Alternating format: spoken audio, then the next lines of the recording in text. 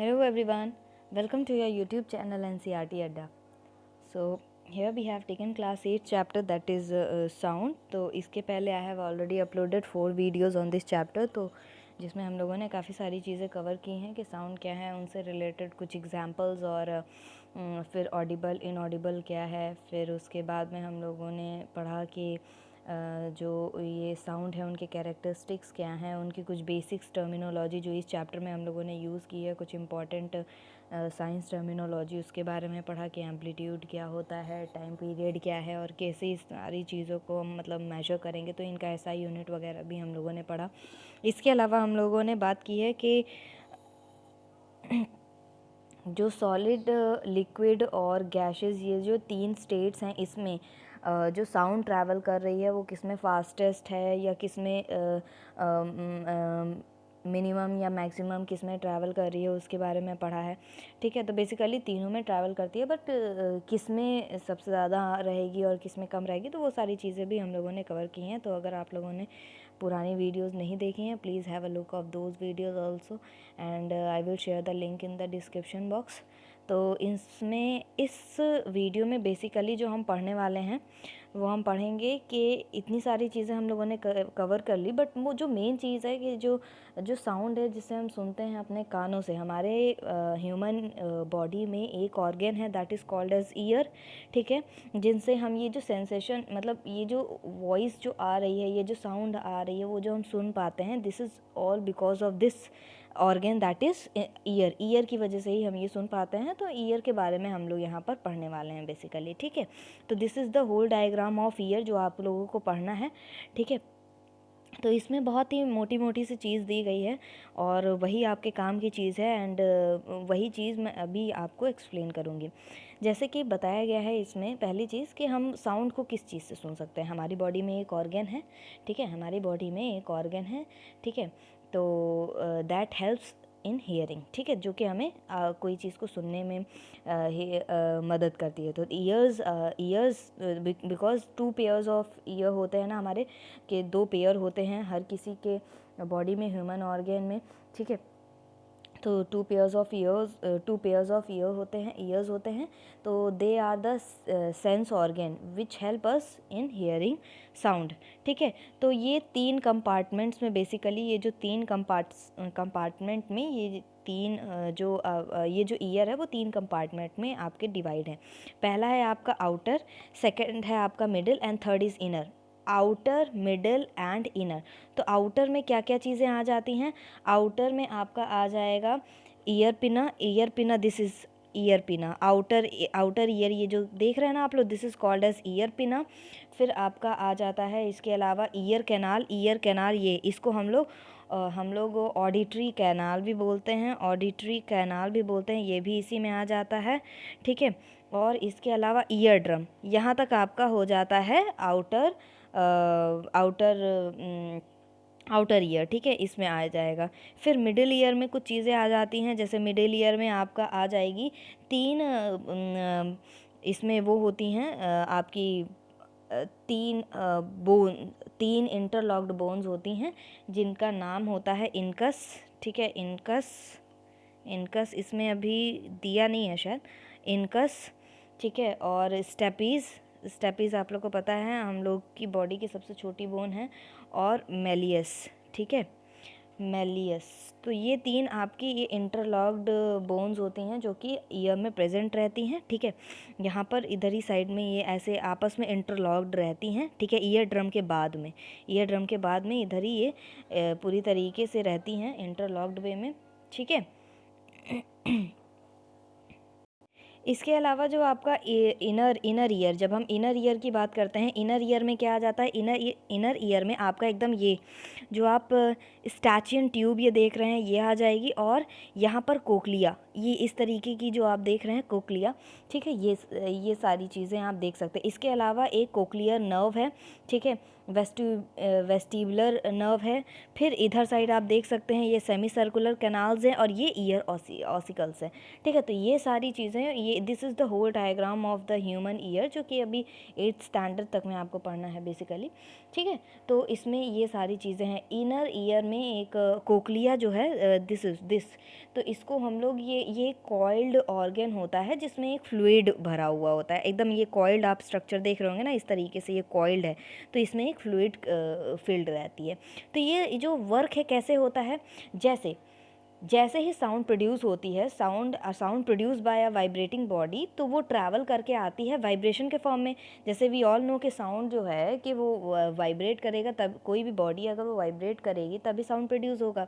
तो a sound produce by vibrating body, वो travel करके आएगी in the form of vibration only, ठीक है, वो इस तरीके से आएगी, ठीक है। फिर it is collected by the year पिना, ईयर पिना उसे क्या करेगी, पहले कलेक्ट करेगी, पहले ईयर पिना उसे कलेक्ट करेगी, and it directs into the ear canal.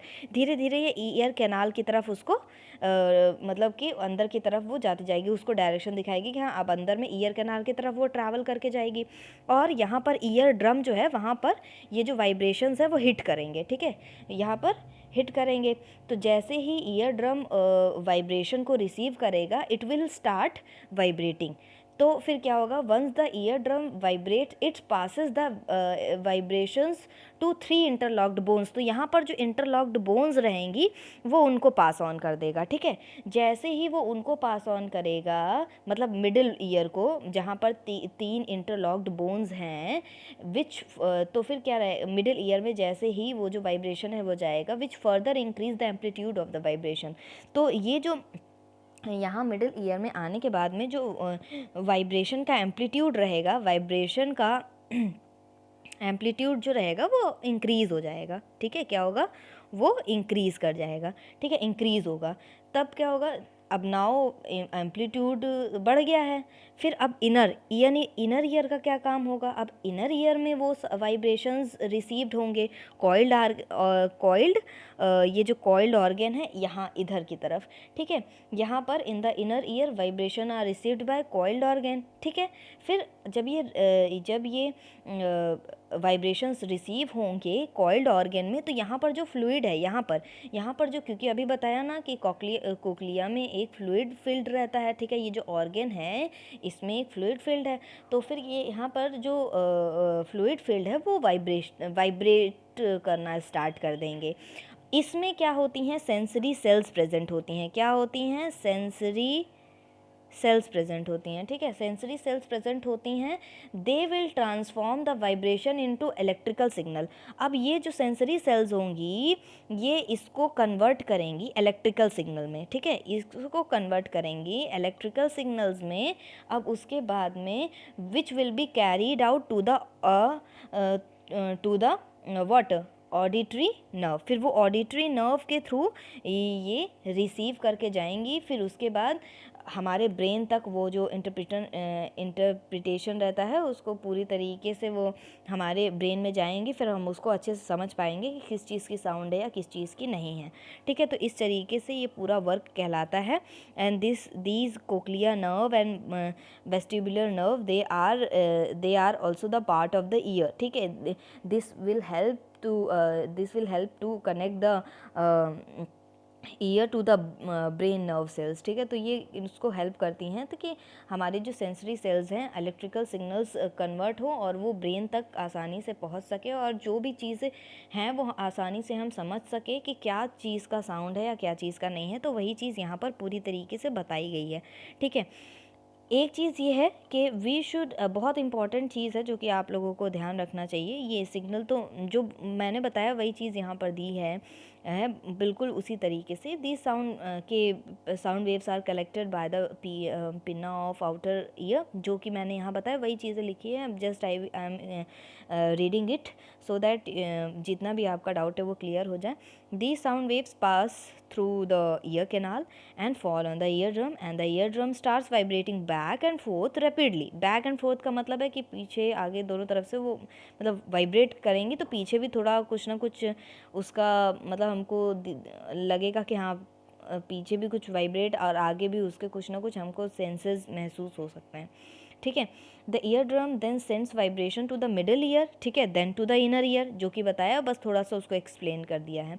From there the signal goes to the brain and this is how we, इसी तरीके से हम हियर कर पाते हैं। बट जो इम्पॉर्टेंट चीज़ है कि हमें अपने ear is a very delicate organ ना, बहुत ही डेलिकेट ऑर्गन है। ईयर ड्रम सबसे ज़्यादा डेलिकेट है। तो उसमें क्या है कि we should not put anything, हमें अपने कान में कुछ भी चीज़ नहीं डालना चाहिए। सपोज़ अगर आपको कभी कुछ इचिंग हो रही है या कुछ भी हो रहा है, तो we suppose to use pencil या पेन, तो उससे हम लोग उसको हम लोग अपने कानों में डाल लेते हैं, ठीक है। तो इससे क्या हो सकता है, इसको बिल्कुल भी नहीं करना है, बिकॉज़ इसकी वजह से ईयर ड्रम आपके टीयर हो सकते हैं, मतलब फट सकते हैं। आपके कान के पर्दे जो होते हैं ना, कान के पर्दे वो फट सकते हैं, क्योंकि ये सारी चीज़ें नुकीली हैं ना। And the tearing of the ear drum can make a person deaf also. अगर ईयर ड्रम अगर फट गई, ठीक है, कान के पर्दे अगर फट जाते हैं, तो इंसान मतलब सुन नहीं सकता, वो बहरा हो सकता है, ठीक है। तो our ear is a very delicate organ and we should take proper care of our ears, protect उसको अच्छे से टाइम टू टाइम मतलब एकदम साफ़ भी रखना चाहिए, ताकि आपको कोई भी इचिंग या कुछ भी प्रॉब्लम नहीं हो। और time to time you have to consult to the doctors also, ठीक है, कोई प्रॉब्लम नहीं हो, ठीक है। तो इस तरीके से आप कर सकते हैं उनका proper care by our ears, and you all can protect them by putting some medicine which is given by your consultant doctor, ठीक है। जो भी आपके डॉक्टर हैं, आप वो अगर आपको क्लीन करने के लिए आपके कान को प्रोटेक्ट करने के लिए कुछ मेडिसिन दे रहे हैं, तो it will be useful for you, ठीक है। तो इस तरीके से आप अपने कान को अच्छे से प्रोटेक्ट करके रख सकते हैं, ठीक है। So this was all about the years.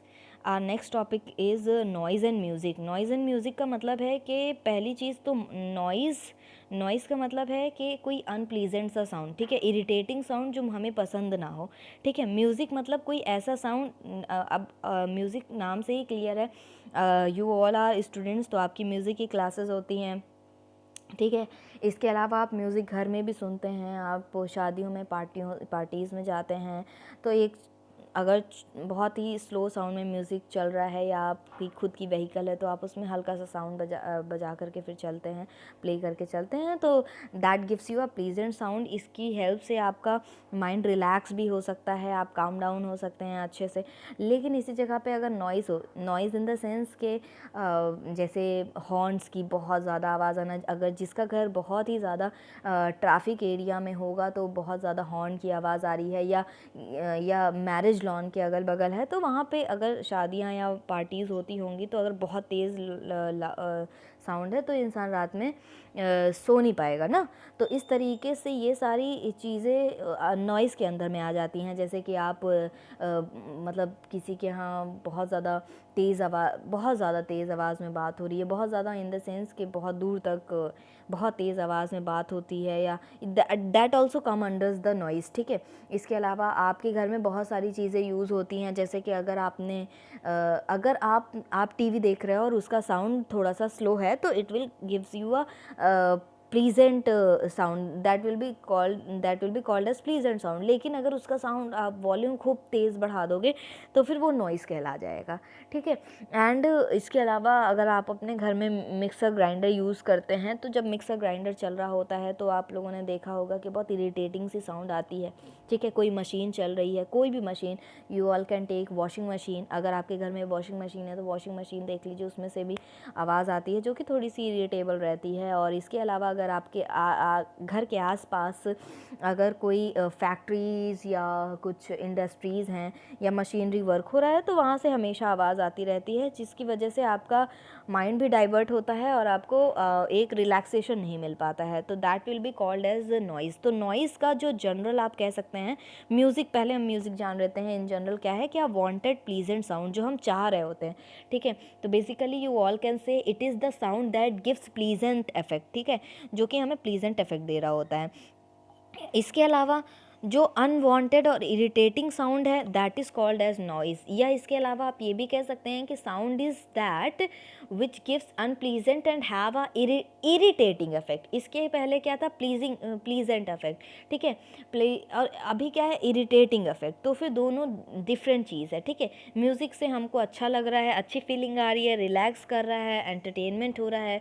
उसी जगह पर नॉइज़ से हमको बिल्कुल भी बिल्कुल मन नहीं कर रहा, हम कान बंद किए हुए हैं कि नहीं, बिल्कुल भी नहीं सुनना है, इस तरीके से, ठीक है। तो it is also different from person to person. What is music for one may be, and किसी किसी को बहुत लाउड साउंड सुनना पसंद है, किसी को बहुत नॉर्मल और बहुत ही स्लो वे में म्यूज़िक पसंद होता है। तो डिफरेंट डिफरेंट पर्सन्स हैं और डिफरेंट डिफरेंट सबका अपना चॉइसेस भी है, ठीक है। We hear different type of sounds from different sources around us, ठीक है। Some of these sounds are pleasant to our ears while some are quite unpleasant, जैसा कि मैंने अभी बताया।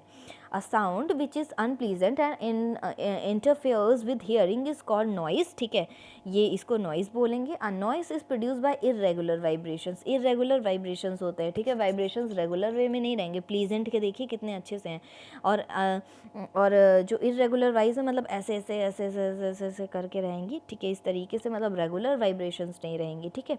Thus noise is an unpleasant discontinuous मतलब uniform नहीं रहेंगी, नॉन यूनिफॉर्म साउंड जो कि प्रोड्यूस्ड होंगी इरेगुलर डिस्टर्बेंस, ठीक है, produced by irregular disturbance and due to sudden changes the loudness differ, ठीक है। उसी जगह पर अगर हम दूसरे हाथ पे देखें तो sound which has a pleasant sensation on the ears is called music. Scientifically अगर हम बात करें तो जो म्यूज़िकल साउंड है it is produced by a regular vibration, जैसा कि यहाँ पर शो किया गया है। For example, a prong of a tuning fork or a string of a sitar vibrates at the regular interval of times. They produce musical sound. जैसे कि अगर हम प्रॉन्ग्स ले लें टर्निंग फॉक का, या सितार ले लें, उसकी स्ट्रिंग्स ले लें, तो वो जो वाइब्रेट होंगी वो रेगुलर इंटरवल ऑफ टाइम पर रेगुलेट करेंगी और हमें बिल्कुल भी नॉइज़ जैसा फीलिंग नहीं आएगा, तो वो म्यूज़िकल साउंड ही प्रोड्यूस करेंगे, ठीक है। तो यहाँ पर बहुत ही अच्छी चीज़ दी गई है जो कि आप लोगों को देखना चाहिए कि देखिए कितने तक की जो साउंड रहती हैं, ये देखिए साउंड को हम लोग डेसिबल में मेजर करते हैं, ठीक है, sound is measured in decibel. तो देखिए अगर इतनी साउंड रहेगी तो विस्परिंग का मतलब होता है खुसफुसाहट करना। जैसे अगर आप है क्लास में है, आपको अपने क्लासमेट से कुछ कहना है और टीचर उस समय पढ़ा रही हैं, तो आप क्या करते हैं, उसके कान में धीरे से कुछ खुसफुसा देते हैं, तो that is called as whispering, ठीक है। तो देखिए 0 पे तो एकदम साइलेंट सा माहौल रहेगा, फिर धीरे धीरे धीरे धीरे करके विस्परिंग मतलब वही खुसफुसाहट, फिर 30 पे थोड़ा सा क्वाइट धीरी सी आवाज़ रहेगी, नॉर्मल टॉकिंग जो होती है वो 40 50 30 तक के बीच में होती है। लाउडनेस जहाँ पर आ जाएगी तो वो 80 70 60 डेसिबल तक, ठीक है। जो जेट एयरक्राफ्ट होते हैं या लॉरी होते हैं या मोटरसाइकिल की जो आवाज़ आती है, जैसे कभी कभार जो व्हीकल्स होते हैं इतनी उनकी तेज़ साउंड होती है, स्पेशली आजकल लोग क्या करते हैं कि अलग अपना वो उन्होंने साउंड लगवा लिया है अपने व्हीकल में अलग से कि काफ़ी तेज़ हॉर्न बजे, ठीक है। तो वो उससे कुछ भी अच्छा नहीं लगता है और क्या होता है कि नॉइज़ पोल्यूशन ही हो रहा होता है, ठीक है। तो ऐसा नहीं होना चाहिए क्योंकि इससे दूसरे इंसान पर इफ़ेक्ट पड़ सकता है, ठीक है। और अगर आप बहुत ही आपका इवन कभी कभार अगर बहुत तेज़ साउंड वाला या कोई तेज़ गाड़ी जा रही है तो आपके हार्ट बीट्स देखिए काफ़ी तेज़ हो जाते हैं, तो देखिए उन सब चीज़ पे भी आपके ऑर्गन पे कुछ ना कुछ तो इफ़ेक्ट पड़ना ही पड़ना है, ठीक है। तो इस तरीके से है मोटरसाइकिल 90 सॉरी, और जेट एयरक्राफ्ट जो ऊपर आपकी एरोप्लेन्स वगैरह रहती हैं उनका 110 डेसिबल तक रह जाता है जो कि बहुत तेज़ है, ठीक है। जो अगर 120 130 140 तक चला जाएगा तब तो ये बहुत पेनफुल हो जाएगा, आपको बिल्कुल भी बहुत कान में भी दर्द होगा। और 160 150 तो अगर आपको 40 पे ही इतना पेन हो रहा है तो 50 या 60 पे क्या होगा, ठीक है, 160 या 150। तो यहाँ पर है कि ये बताया गया है कि किस तरीके से कितने नॉर्मल पे कितने डेसिबल में आप बात करते हैं या क्या चीज़ें हैं, तो वो आपको पता होनी चाहिए, ठीक है। तो ये चीज़ यहाँ पर बताई गई है, ठीक है। So yes, in this video we will talk till here, ठीक है। यहाँ तक इस वीडियो में अभी हम लोग इतना ही पढ़ेंगे, and in our next video we will talk about the noise pollution and some instrument which we are using, ठीक है, और जिसमें से अलग अलग साउंड प्रोड्यूस होती है, ठीक है। तो see you in the next video, please stay tuned with us. अगर आपको वीडियो अच्छी लग रही हो तो प्लीज़ लाइक, शेयर और सब्सक्राइब करना ना भूलें, और इसी तरीके से हम लोग के साथ जुड़े रहें। और इससे क्या होता है कि आप लोग अगर सब्सक्राइब करते हैं या शेयर करेंगे वीडियोस को, तो फिर we also get some type of motivation कि हाँ हम लोग को और वीडियोस बनानी है। अगर आपको लगता है कि हाँ आपके काम की कुछ वीडियो ये रही है, या आपकी कुछ भी थोड़ा सा भी आपको लगा है कि हाँ ये आपके काम आ रही हैं, तो प्लीज़ सब्सक्राइब कीजिए और शेयर कीजिए। Okay, so see you in the next video. Thank you.